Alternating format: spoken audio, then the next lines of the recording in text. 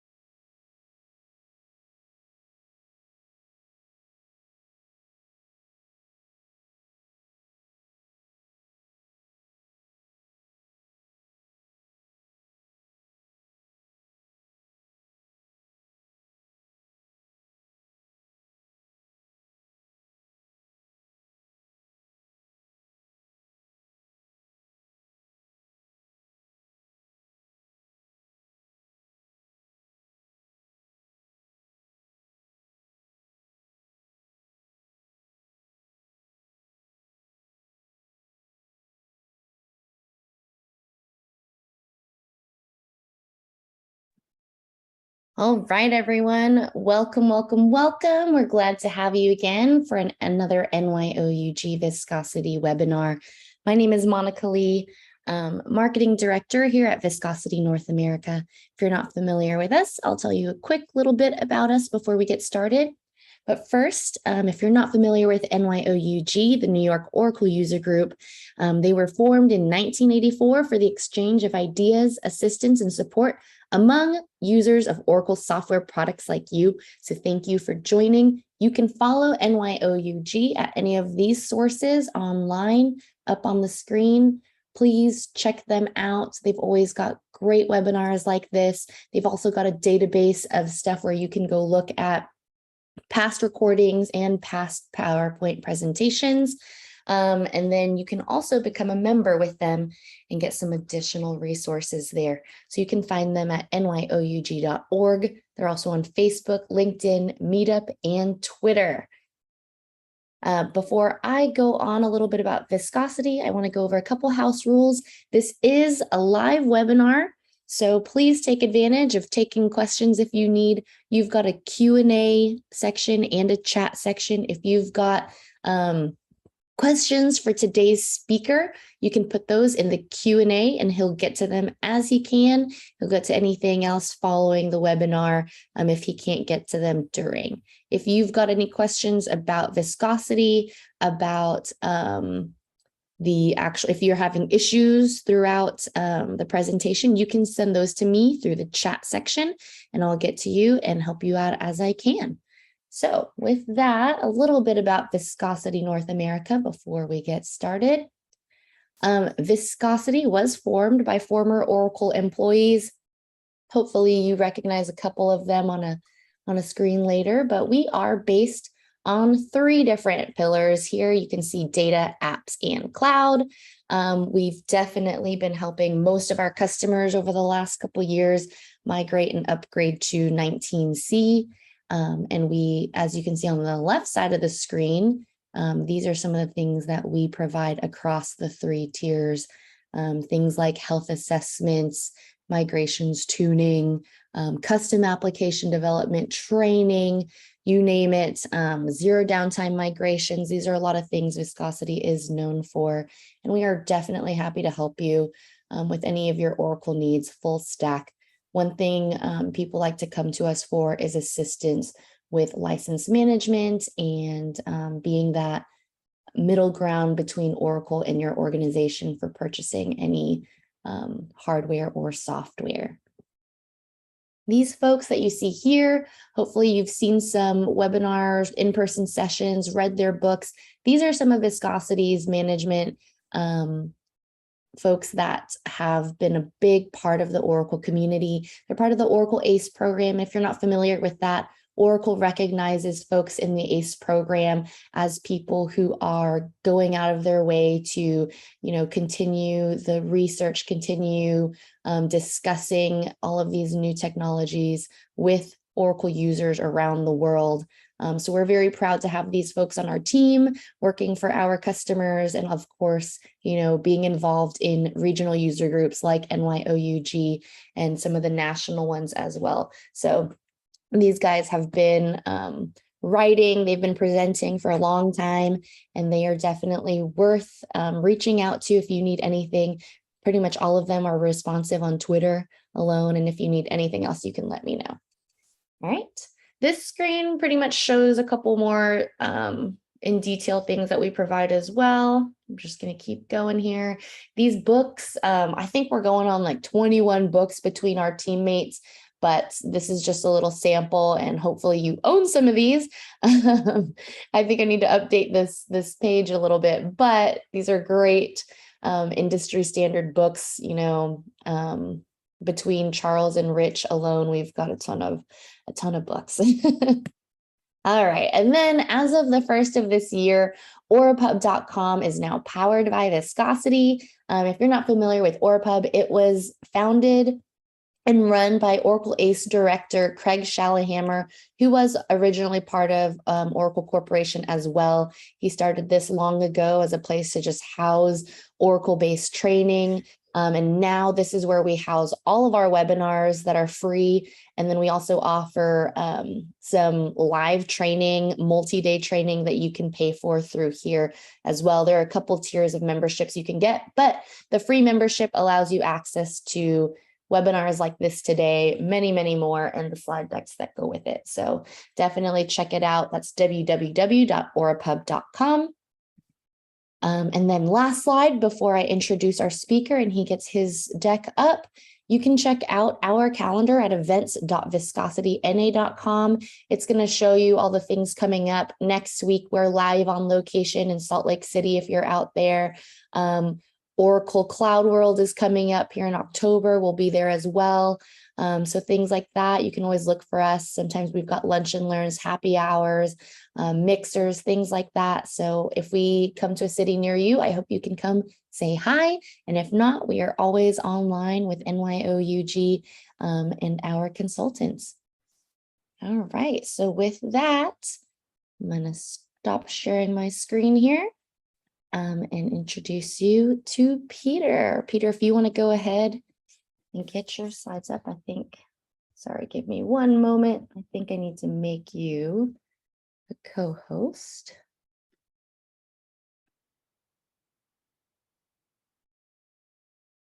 And for those of you who are just joining us, yes, it's a live webinar. Yes, it is being recorded, and yes, you'll get access to slide decks afterwards. So just hold tight. You'll get a message from our team when everything's ready for you to view. All right. So Peter Koletzke is our presenter today. He's an Oracle ACE director, and he's worked for over 38 years in the IT industry. And he's presented at various Oracle technology conferences around the world nearly 390 times. And additionally, he's won over a dozen user group awards from NYOUG, UTUG, that's Utah Oracle User Group, ODTUG, Oracle Developer Tools User Group, and ECO, and SEOUC, which I'm not familiar with that one. ECO is East Coast Oracle User Group. And Peter is also an Oracle Certified Master, UTUG board member, and a past board member of IOUG and NYOUG. And he's co-authored 8 books with familiar names such as Duncan Mills, Avram Roy Fetterman, and Dr. Paul Dorsey, published by Oracle Press. The things he writes about include Oracle JDeveloper and ADF, Oracle Forms and Reports, and Oracle Designer. So thank you so much. Hopefully I said all those things right. Yeah, perfect. Yeah. Thank you so much for presenting for us today. Yeah, it's a mouthful. Yeah, I wouldn't want to claim Oracle Designer so much anymore. That's a skill from 20 years ago, but we did write the books on it anyway with Dr. Paul Dorsey. Yeah, so I put this session together because I thought when I was learning PL SQL originally, version 6 of the database, which actually wasn't PL SQL in the database, it was PL SQL in SQL Forms 3.0. I was thinking, how do I learn this language best? And wouldn't it be nice if somebody had some tips that I could look at that would make my code run faster. So obviously at that point there wasn't such a thing because the language wasn't as developed. But as we went along and the PL/SQL evolved, it became evident that there were certain things that you could do that would make the code run faster and better. And so there's been these kind of best practices slash good tips and techniques to know developed along the way. And I did some research and put all of this kind of into one session. So I thought it'd be good for review for those who have been working with PL/SQL. I know some of you have. I've recognized some names out there for a while. And those who are new to PL/SQL, it might be useful to know, what you want to use as guidelines for developing your code. Oh, by the way, the little thing at the bottom left corner, Oracle ACE X question mark, is because the Oracle ACE program is going through an evaluation process at the moment for 2022. So my ACE director title is kind of not there yet, and we'll call it that. So as far as me, this is my, I guess, shortcut CV, which Monica's kind of covered already, so I don't need to go through this very much. So when you have performance issues, this is what developers think the problem is probably due to. 80% of the problems are because of the RDBMS, the database itself. Network maybe 9%, internet maybe 9%. And development code, of course, it has no flaw in it, so there's no problem with the performance. So we want to focus on the database part. We blame the DBAs, right? So that's, as a developer, that's what I do. On the DBA side, of course, it's completely reversed. 80% of the time they think, well, no, it's going to be development code. It's not the database. Database may be 2%. Internet and network, yeah, we'll agree with the developers. It's probably about 9% each. It could be the problem due to network or internet, but mainly it's development code. So the reality is that it is probably because of application. There may be a problem with some of the code. There may be, some inefficiencies in what's being done in the application code. The database is tuning itself these days, quote unquote, and PL/SQL itself is not causing a delay, the processing, the compilation. It's pretty efficient, 30 plus years old. So it's either, developers say user misuse or the network, Windows upgrade, caused a problem. The Herman, who's the retired developer, of course, caused all this problem. So we're going to blame it on Herman, and or phases of the moon, Mercury in retrograde. There's all sorts of excuses that we come up with, but bottom line is it's probably some problem with the way that we've developed our PL/SQL code. Yeah, so here's a good one from Dan Solomon. Sometimes it pays to stay in bed on Monday rather than spending the rest of the week debugging Monday's code. So this week we're ahead of the game. We're on Tuesday already, so we don't have to worry about Monday. So I've kind of grouped the tips into these 5, and then I say plus because there's lots more. These are really the ones that I feel most people are concentrating on, and the ones that I've used before that are best for code. Oh, and then just a note on the right, the recording will be at NYOUG.org, and also, as Monica mentioned, it'll be available at Viscosity, and Orapub rather. So the top tips I came up with, and again, these are kind of groupings. One is tune the SQL using packages, tuning the loops, caching the code and results, and using data types correctly. And then there's a whole bunch of other stuff. So this is about kind of sales pitch about efficient SQL. So 60% of PL/SQL is SQL. PL, procedure language SQL is what the name of the language is. So we have to kind of worry about the SQL first. So these are things you say, oh yeah, done that, been there, done that. Just reviewing again for those who are new, and maybe just as a reminder for those who are not, who've been out there for a while. Indexes are very important, but full table scans are not bad for small tables. You don't necessarily need to use an index if you have a small table. but you have to examine costs as well as timings. How much CPU usage are you getting? And index only tables are a possibility. Turning indexes off for bulk loads, dropping and recreating them so you don't have the overhead of the indexes being loaded as you're doing inserts. 19C has automatic and plus has automatic indexing. And remember that the index won't be used if a function is applied to the column. So for example, upper department name, that department name index won't be used, but you can have a function-based index where you can define the indexes that function upper, and then that index will be used. The function-based index will be used. Don't trust the optimizer. You want to run explain plan to be sure that you've got your SQL running most efficiently. And this is, I'm talking about SQL that's embedded in PL SQL. That's why we're doing this. Obviously, if you're just doing SQL outside of PL SQL, these tips are valid as well. But when you're doing it within PL SQL, it's the same problem. You have to tune your SQL. Analyze tables, that gives the optimizer the data it needs to figure out what the optimization should consist of. And then trusting the optimizer is the other side of the coin.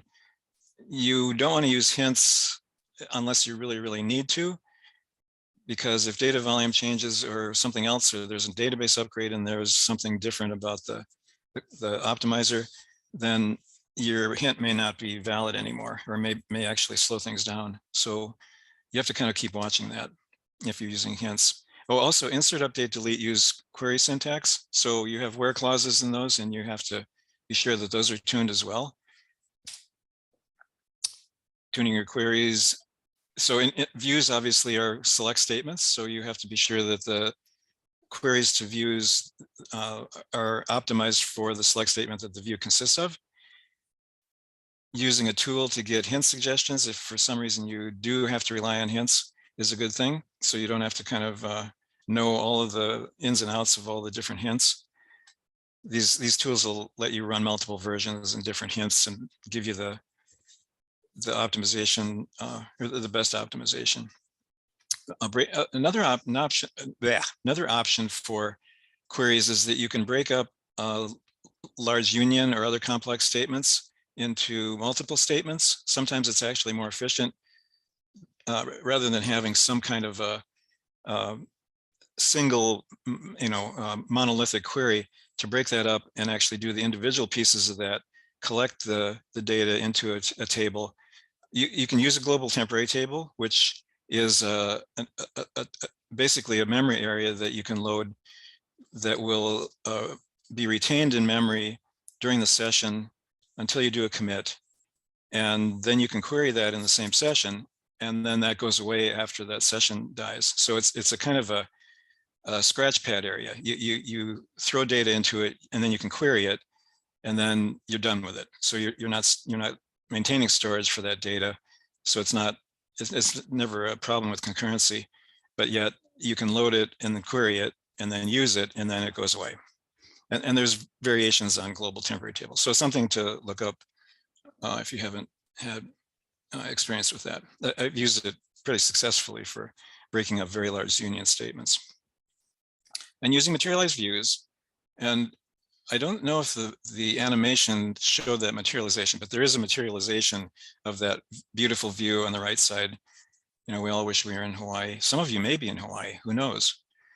It used to be called snapshots, but it's basically data that's stored. So this is not like a global temporary table where data goes away after the session dies. This is basically another place that data is stored based on a select statement.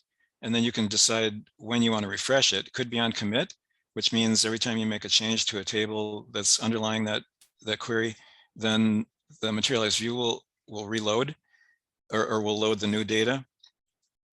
You can do a fast refresh, which is on a commit. And you can also do the enable query rewrite clause, which basically gives you the ability to, when there's a query done to a base table, if that query could be using the materialized view instead, it will query the materialized view, even though your query is written to the table. So that's a pretty powerful way to get use of the materialized view. So it's basically when you have a very complex statement that you need to make faster by loading data into an actual table. And the actual table is associated with a select statement. So high frequency queries, complex queries, those kind of things. If you have embedded PL SQL within SQL, for example, this my function XY from table, it's actually better not to have that embedded function. And there is a way to make that better, which this is really before 19.7, version 19.7. You can see details about this on this YouTube video about calling PL SQL functions from within SQL, but it's better to do the processing of your PL SQL side outside of the query so that your PL SQL isn't embedded inside. You can do query PL SQL tables with the table cast clause. Yeah, so that's basically, yeah. So SQL macros, and this is the new thing with 19C and beyond. Well, 19C, not 20, but 21.3 plus. You embed the PL SQL function inside SQL without context switching, and you use this SQL macro syntax, which basically gives you the ability to put the code that's within that PL SQL within the query, and it embeds it automatically using that SQL macro syntax. And there's not enough time to explain this fully, but it's basically something you want to look at. And here's the Tim Hall's, I call it legendary Oracle base. If you don't know the oraclebase.com website, you've got to check it out. It's got everything about all versions of Oracle and very much detailed real world examples and great stuff. And he keeps it updated based on all the new versions. So this is the page that you would go to look at SQL macros. And then 21C docs will have it as well. Okay, we're going to skip the table cast questions. There's some slides in here you may want to look at later. As Monica said, they'll be available. Slides will be available. Maybe she didn't, but they will be on OraPub, and some other SQL tips. But we're going to skip that for now and jump to, I think you got the idea. Tuning the SQL is important, right? Use packages is the next one. And you ask, why do we need to use packages? And the main reason for performance is that the package is loaded into memory on the first use. So anytime any procedure, function, or variable is used in that package afterwards in that same session, the database doesn't have to go back and reload the code. It's already in memory. And hides implementation details. These are more security-oriented things. So you grant to the package and you don't expose the package body logic to the user. They only see the specification part, which is the calling syntax. And you can use session variables that are kind of global, declaring those in the package specification, then they're available everywhere in that session. So it's kind of a controlled way that you can create memory areas within the package, so that you can use data back and forth in that same package within the session. And it also, this is just an organizational thing. Instead of having 500 functions and procedures, you have maybe 10 or 50 packages that group those functions into logical groups, just for an organizational standpoint. And it makes the grant more easy. It makes the grants more easy to create because there's fewer of them. So you're doing it on the package level, not the function level or procedure level. Also, you can implement this idea of a table API, which is worth spending a couple slides on. I've got a whole session that I give on table APIs, but we'll bore you, or we'll fascinate you with a couple of details about a table API. If you're not using a table API, many of you may be using a table API. It's basically a PL SQL package per table or business entity. It doesn't have to be just a table. Table API is kind of a general term. And you have procedures for all your DML, insert, update, delete, and lock, either single row or multiple row or both within that package. There's procedures for each of those. And I've got some samples at that link. Oh, I put the link twice in the slide. And then those procedures call business rule validation code. So you basically do all your SQL in in procedures, and you don't actually allow the user to issue SQL directly to the tables. So that gives you control over what data they put in, and you can validate the data before it actually goes into the database. Update, insert, delete, any of those things can have business rule logic around them. So procedures from application, yeah, so you can call procedures from the application code, or you can call it from view trigger code. Okay, there was a question. Suzanne said packages versus procedure. I need a little more detail, but I'll keep going, and Suzanne, you can supply some more detail on what you mean there. Table API benefits means you've got logic on the database side, which this is what this is all about. PL SQL is database side. And that's big benefit for using PL SQL is that you've got code in the database, looking at the database, and there's no messaging back and forth. It's all there in the same place.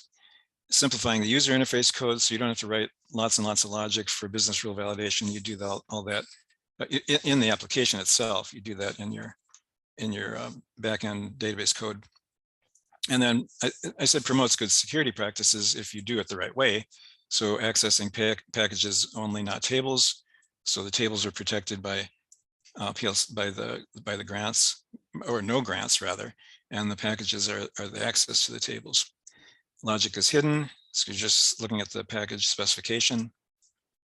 This is an example table API for this jobs table, which is one of the standard sample tables. So there's a column, a parameter for each of the columns in the table, insert and update. And these are very simple examples, and you'd have update, you'd have delete and lock as well.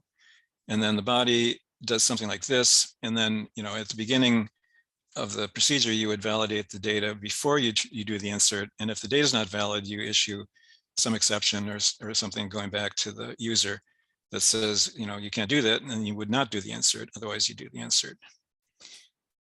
Okay, so, package use of memory loading versus a procedure and perhaps functions within a procedure. Subfunctions within a procedure, right? Yeah, so I mean, subfunctions within a procedure are more like a package. So the main thing is that with procedures, you usually have more procedures than you would packages. So you're handling, if you use packages, you're handling things on a more global basis. You're doing, groups of functions and procedures rather than individual procedures and functions. And then, again, loading the full package in means that you have access to all the procedures and functions within that package in the session without having to have the database look it up again. I hope that answers the question. Okay, so that's the sales pitch for using packages. Tuning loops is also important, because if you think about this, when you're processing data, you can be doing, 100 rows, you can do, millions of rows, you can do billions of rows. And as you do more and more of one single operation, the delay for a single operation adds up significantly when you get to those larger numbers. Normal PL SQL is pretty well optimized, so you don't really have to worry about the PL SQL part. But if you have things inside of loops, they can degrade performance significantly. So here's an example of a nested loop where you've got a query on a department ID and then a subquery, basically a sub loop. So you have a loop on the department table selecting department ID, and then you've got a loop inside that which uses that department ID as a filter for the query for employees. So you're doing outer loop, inner loop, and you say, well, duh, nobody would do that, because what you would do is instead combine the two queries into a single query and just do a single loop, which means you have fewer context switches back and forth between PL SQL and the cursor opening and closing, or the cursor fetching and closing and opening and whatever the cursor is doing. But this may not be as obvious as this particular example. So it's something to look at. If you've got nested loops, can you combine them? All right, so that's the main point there. Using bulk collect, which is one of those things that if you're not doing it and you're doing processing of multiple rows, then it's something that you need to learn about. It's considered, I think, the most significant performance benefit that you could do to change your code, because you're basically dealing with arrays, more than one row, as opposed to individual row processing. So it's another way to avoid loops, because it's a way to avoid multiple iterations of a loop. There's still loops involved.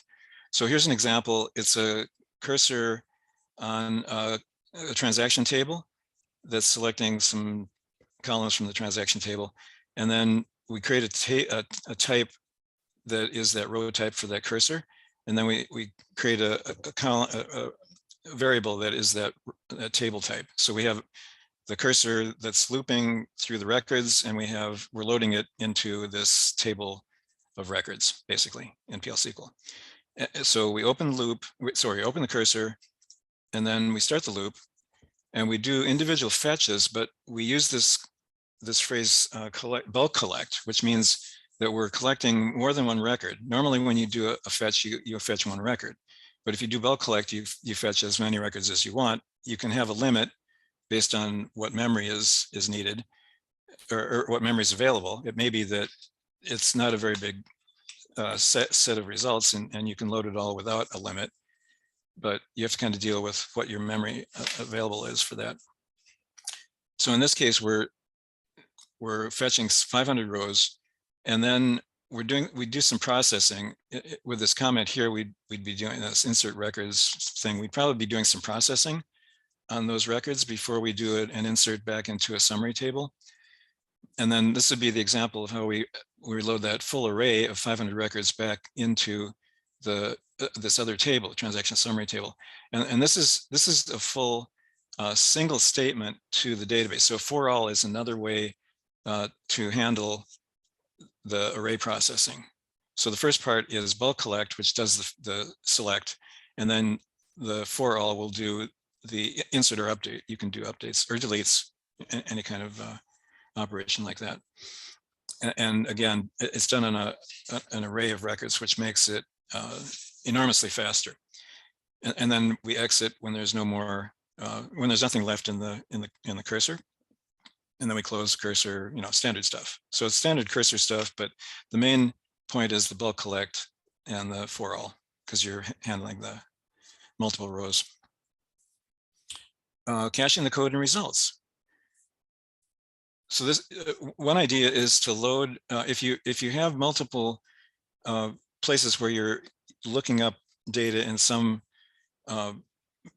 fairly static table, you can load the table into an associative array in PL SQL and then query that array. And I've got a link down here for Don Burleson's article on PL SQL object types, which talks about associative arrays a little bit more. But basically, an associative array is an array where you're dealing with an index that is that can be a character index as opposed to a numeric index. And I'll show you an example. That'll make sense if you haven't dealt with associative arrays. So you load the PL SQL table, package table variable with the data, and it could be the whole table. It could be whatever data you think you'll need. And then when you need to query a particular lookup value, then you query that data in that array, in that table, PL SQL table, as opposed to the actual database table. And then you're dealing again with memory area and not with queries that require, the database CPU usage. Or you can use an application context.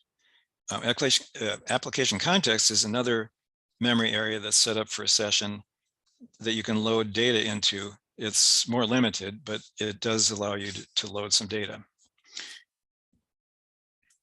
Okay, so here's an example of the associative array. The package is just I call it cache test. And I set up a table of varchar 250s with an index of varchar 225. So the idea is that I want to load my employee name and names into a table that is indexed by their email address. So when we issue the email address in a function, we can say, we basically say this employee's name is, and then emp, which is the variable with email as the parameter, and that'll be the index to that row in the varchar2 table. And then the body is nothing, but I have an initial, this X is here because you need something in the body. You would probably have other procedures and functions, but in the initialization section in the body, which is executed the first time you access the package, I just have the DBMS output to show that we're actually in that initialization, which you'd comment out later. And then I've got a loop that loads the data from the employees table into the emp table of records variable. And it does it with the index of the email address. And it loads the name, which is the concatenated first and last, if that makes sense. I think I've got a demo. Yes, I do. All right, so we're going to jump over to SQL Developer. And let's see, is that going to appear? Is that going to appear in? No. Let's try that again. I'm trying to find my Zoom session to be sure that you can see that. I'm going to assume I can see it, that you can see it. And if you can't, please put something in the Q&A. All right, so I've got PL SQL. Well, yeah, so I've got that package created in my HR schema here. And I have a little tester here, which basically is showing the email addresses in this table is just the name. It's not, it doesn't have to anything with a domain name in it. So I guess because they assume the domain name is the company name. So, the email address is basically, for this one is sking, and then we're going to look at the emp variable, which is loaded initially when you access the package in the cache test package, and then pass it the string, which is the email address, and then we should be getting the name. So we're going to run this. I think I'm connected. I think I haven't timed out. We'll find out if the demo gods are okay. Yes, they are very kind today. So if you remember, there was a DBMS output in the beginning of that initialization section that just shows this message. And then this is what happens for each of the lines of that tester. Then if we go to another, I'm going to clear this output. So a different set of data, right? These are different employees, and we run that one against the same package. And I'm in the same, I'm not in the same session. Okay. All right, so now I'm in the same session, and you don't see that initialization message. You just see the data. Right, so it didn't run that again, which means that this is the proof that shows that we are only querying the table, the PL SQL table. We're not querying the database table. The database table is only queried, if you remember, during the initialization section. So, and that's only done once. So this is a way that you can actually save some time by loading stuff into memory. Okay, this is what we just looked at. So this is the slide version of that. Function result cache. Do we have time for that? Yeah, let's just do a quick one here. So 11G plus, you can use the PL SQL function result cache, which is similar. It basically, but it's something that you don't have to code at all. You just put that that syntax in when you're creating the function result cache, and then it will basically return the same value without querying the database if that value has been queried before. Another option is to pin packages in the shared pool. If you have to do those, if there's packages that are always run, it may be faster to load those, when the session starts up, and then they'll be available rather than loading it the first time they're used. Okay, using data types correctly. Oh, yeah, so if you need an integer, and this is actually another powerful one, using PLS integer, simple integer, is much faster than using number or integer. And this is an example. I ran, there's this sample code, which I'll show you in SQL Developer because I have it here. And this sample code has kind of proliferated, and I couldn't find who actually wrote this. It may be Oracle, I don't know, but Tim Hall has it, Don Burleson has it. And basically we're setting up different, two different variables for each type of number data type. So integer, number integer, PLS integer, binary integer, simple integer, and number, this number of loops. And we're running this 100 million times, but it's very simple. It's just adding number 1 to number 2 in each case, and then showing how long it took. So you do the get time for the start, and then you subtract that from the time that it is after the loop ends, and then you display that. So and then it does that for each of the types. So it's very simple, but I didn't have to write it. So we'll clear this and I'll run this. It takes maybe 10 seconds because it's a million, it's 100. I have to reconnect again. Oh, right, because I haven't connected that one. 100 million rows, it takes like, I don't know, 10 seconds or something. But this is just a demonstration of how it's more efficient to use these specific data types. And the best of all of these is the simple integer. The drawback is that it has to be a value that's not null. So simple integer, well, in this case, 175 is a little bit less, a little bit more than the binary integer, but they're still considering simple integer better in both compiled and interpreted mode. But you can see the difference between number and integer. If you're just using integer, and if you need nulls, you have to use something that will accept the nulls, like a PLS integer or an integer or a number. But the difference between simple integer, binary integer, and PLS integer, well, are not that much, but between that and integer is quite a difference in number as well. And this is very, very, very, very simple example, simple adding 1 + 1 kind of thing, but you could have more complex things that would slow this down, and you might even have more than 100 million rows. So, and these numbers are, at one point in time, that's what I got, but the idea is that the simple integer is usually better. So, if you can deal with the not null, if you try to put a null into a simple integer, you'll get an error. So you have to be sure that your examples are actual numbers.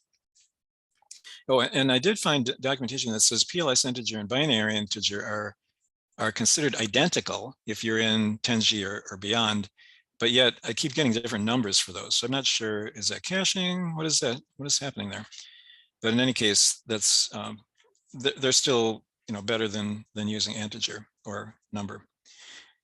And then if you need a floating point, use binary float or binary double, depending on what size number you need. Same idea. Okay, so I'm getting a question. Shouldn't the loop and cache test have had emp c? Okay, let's go back quickly to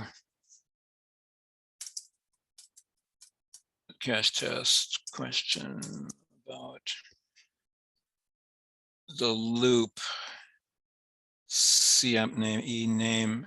Yeah, ename. Okay. Oh, the question, I don't know if you can all see the question, but the question was, should the loop have been at the in this line? Should not have been emp ename equals cname. But what we're loading into this varchar2 is the actual name, first and last name, with the index of the email. So when you assign a variable, array variable, you have the index in parentheses like this. And in this case, the index is the varchar2, which is the email. So when we're doing the test, we're sending the email name, the email. This is an email, by the way. I know it doesn't look like an email, but the email is sking, and we're sending that to, or we're using that as the index to get to a row in that table. And in that table is, PL SQL table, is the actual name, first name, last name. So hopefully that explains that. I can send you that little tester if you want. Oh, yeah. Okay. So this avoiding implicit data types conversions is another data type thing. You can easily do both of these. So you can say I equals 1 in quotes, and PL/SQL will say, oh, let's see, is I as the PLS integer, is that really, but within quotes, is that really an integer? And it'll convert it if it is an integer, and if it isn't, then you get a data type error. And same thing for date. If you have a date data type and you load a string into it like that, if the NLS date format is that string, then you're fine. And if it isn't, then the database won't know what to do with it. But again, it's translating from the string to a data type. So there's a little bit of processing involved. But if you send it the actual correct data type, so if you would do a toDate here on the date string, and you do a toNumber on this side for the number sign, if you need to put it in quotes. So best to not have to make the database do its conversion in the PL/SQL conversion. No, we're gonna, oh yeah. No, let's skip this one. All right, you can look at that later, but there's a strange thing. Okay, so plus. So we have a couple of minutes left for some plus tips. We're not going to skip. Yeah, so let's do all these here. So profiling, when you're doing, so the 5 categories that I just showed you, I think are the most important, but these are also things that a lot of people have mentioned and things that I've been using as well. When you're trying to figure out performance and you have some slow running process, you want to figure out where the slowdown is. And profiling, which is analyzing the code, is the way to do it. The simple way to do it is the get time, which we had in that example for the number data types. And what it does is it gives you the time in hundredths of a second. So you have to divide it by 100 if you want to look at seconds. That's kind of it's a lot of code, and it's stuff that you'd have to embed extra lines of code in your procedures and functions to be sure that you're seeing the right thing. Better is to use a profiling package, hprof, or a DBMS profiler, which is the older version. The newer version, hprof, is actually more, it's considered better and more functional. It lets you get deeper down into what exact section or line of code is causing the problem. Another simple thing is if you just have kind of one-off things, you can embed the DBMS application info package calls to inject values into the session, and then you query the $session view to look at the action and client info columns, and then that'll show you data that you've been entering. So you could put in at this point in time, this variable is this, and then later on you can see a different value, and then you'll see that in the $session. But it's a dynamic thing, so it's not like you're looking at a log. You may have to actually do logging as well, but the profiling packages are actually a better way. Okay, these are just kind of quick things. Using select into, in the old days, we kind of avoided select into rather than open fetch and close, just because it was considered more efficient. But these days it doesn't matter. Avoiding excessive context switches. So if you're embedding PL/SQL inside SQL, we talked about that a little bit before. Using bulk collect, obviously I've hammered on that one. Implicit is faster than explicit. So just doing a select rather than an open loop fetch and close is faster. Variable declarations inside loops. So you can actually declare, if you declare a variable inside a loop, then it's a little bit slower than actually declaring it outside because you're doing it multiple times, which I guess would make sense. You can have a declare section inside a loop and then declare that same variable multiple times, but that's obviously going to be slower than doing it outside the loop. Again, there's a link to get more detail about that. Subprogram inlining.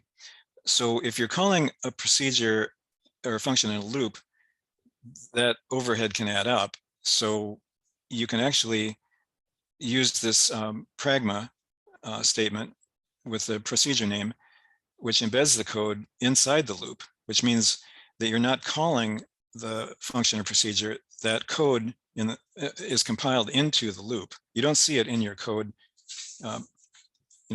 body itself, but when it's compiled, it'll go inside the loop, which means that it doesn't have to have a separate call outside the loop. And there's some, there's a parameter, database parameter that has to be set, and there's some limitations. So you want to read the docs on that. But it's an 11G and beyond feature. Conditional compilation. This was available in 10GR2, so we've had this for a while. You put the $sign in front of your if then else statements, and then the compiler will actually look at the value of a variable. So if you set up a debug package .do debug as a Boolean, and you set it as a constant Boolean, and then when you compile that package, if it's set to false in your package spec, then all the lines that start with the $sign will be commented out, will be removed. Actually, you won't even have those in your compiled code. And then if you want to set debugging on, then you turn that variable to true in your do debug package, or whatever you call it. And then when the compiler compiles the code, that code will be active. So you'll be able to see those debug statements, DBMS debug statements. Conditional compilation is the name. Any other questions here? Okay, I don't see any other questions yet. All right, so bonus tips. Start with use. Okay, yeah. Bind variables when you're doing dynamic SQL. This is one of the key things everybody says because it's true. Using bind variables means that you're going to have less processing for the actual query. The query will be loaded, the path will be set, and you won't have to have the database figure it out again. So the parsing will be there. This is a good one. Paying attention to the order of conditions. If you have if then else statements with multiple Boolean outputs, so an if clause always has Boolean true or false at the end of it, as its evaluation, depending on, so it determines where things go. Same thing for case and when. So if you have, for example, a statement that will evaluate to false and another statement that will evaluate to true, and you have an and statement, then the database will look at the first one and it'll say, since that's false, and means both have to be true, so we know the whole thing is false. We don't even have to look at the second statement. So where I say false and true here are actually would be expressions like x equals y, or I equals 10, something like that. So whatever you're evaluating evaluates to false. If you put that first in the and, then it's more efficient because the database can fail right away instead of looking at both statements. If the one that usually evaluates to false is second, then it would look at the first one, see true most of the time, and it'll have to go to the next one. So it would actually be doing two evaluations. Yeah, so if false is first, if the thing that's usually false is first, right, then it won't even go to that second one.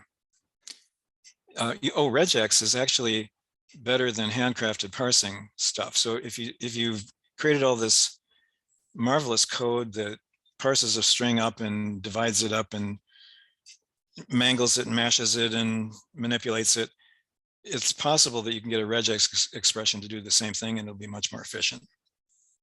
It's a bit to learn, but there's lots of examples out there, so it's worth the time to check it out. And you can always fire off long-running processes if there's something in the middle of your code that takes a long time, but the output for it doesn't determine what happens later. Then you can fire off a separate session, an asynchronous session, and it could be DBMS job, could be DBMS AQ ADM, and then that process can continue without you slowing down the rest of everything else. So basically, you're spawning a new thread, within your code that will do something and then create the output that you want without slowing everything else down. Follow-up reading. Lots of stuff to read. Believe it or not, the Oracle docs are a great place to start. They actually have a chapter called PL SQL optimization and tuning. Amazing, huh? So they've actually collected all the stuff that we figured out over the years and put the top stuff in. And a lot of the stuff I've talked about actually is here. I think this is a 19, is it? I think this is a 19C one, but so you can look up Oracle Database PL SQL reference and then whatever version you're using, and you'll get a link like the one at the bottom, and you can just explore stuff and look for that optimization and tuning one. So obviously you get the whole language reference here, but there is this optimization and tuning chapter. Not backwards, forwards. We're going forwards. There we go. So, and then there's, Michael Rosenblum and Paul Dorsey, Dr. Paul Dorsey, President Emeritus of New York Oracle User Group, wrote this book about performance tuning in PL SQL. It's a whole book. And they go into HProf, the hierarchical profiler in great detail here. And this is a great book for just learning about tuning. And you'll see a lot of the things that I've talked about here already. And then Rich Nemec, now famous viscosity North America guy and Oracle Ace, and overall great guy, writes all these books, tons of books. And this was a 12C book, but he's updated this now, I think.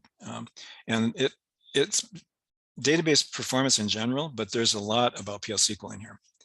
So highly recommended reading for that one. Quiz. Yeah, let's do the quiz. The quiz would be fun. Oh, some other books. Yeah. Tim Hall's book, I put a star on. These are all other PL SQL performance tuning books that I found. But Tim Hall's book, I put a star on, and he's got some sample chapters out there even you can look at. I'm not getting any commissions from these guys. They don't make any money on these books anyway. They spend years on them and, get like, I don't know, $10 royalties. I can speak from experience on that.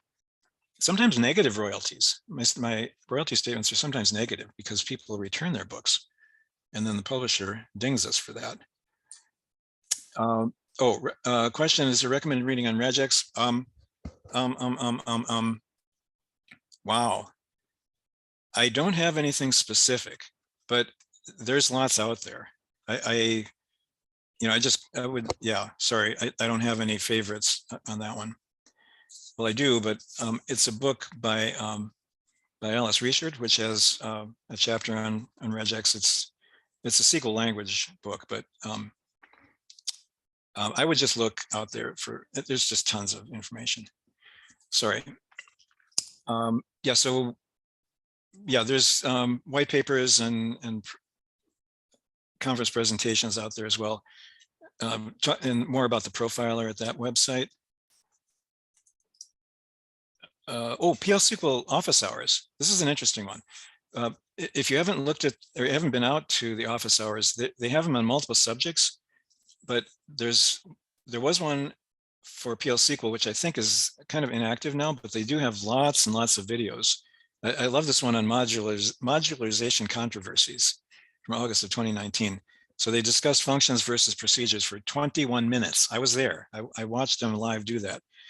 And yeah, the video's out there. Great stuff. Okay, we're going to skip the quiz. You can look at the quiz later. It's kind of silly. So summary is, tune the SQL. That's 60% of PL SQL is SQL. So the embedded SQL that you've got there is a great place to put SQL, but you got to be sure that that SQL is working right. You can't just embed, non-running, non-great SQL inside your PL SQL. It's got to be great SQL. Using packages saves on memory loading back and forth. Tuning the loops, try to reduce the number of times you're looping, and also use array processing with bulk collect. Caching the code and results. If you've got tables that you query a lot, you could load into associative arrays or figure out some other way to load memory rather than querying the tables repeatedly during a session. Using data types correctly. Try to avoid integer if you can use simple integer or PLS integer, for example, or if you need floating points, use the PLS double. And then keep reading. Lots of stuff out there for reading more information and getting more details. So that's it. So thank you for attending. These are the books that I also showed before. Recording will be at NYOUG and OraPub. And again, a plug for training days at NYOUG, which is next Monday. I'll be there. A lot of the viscosity folks will be there.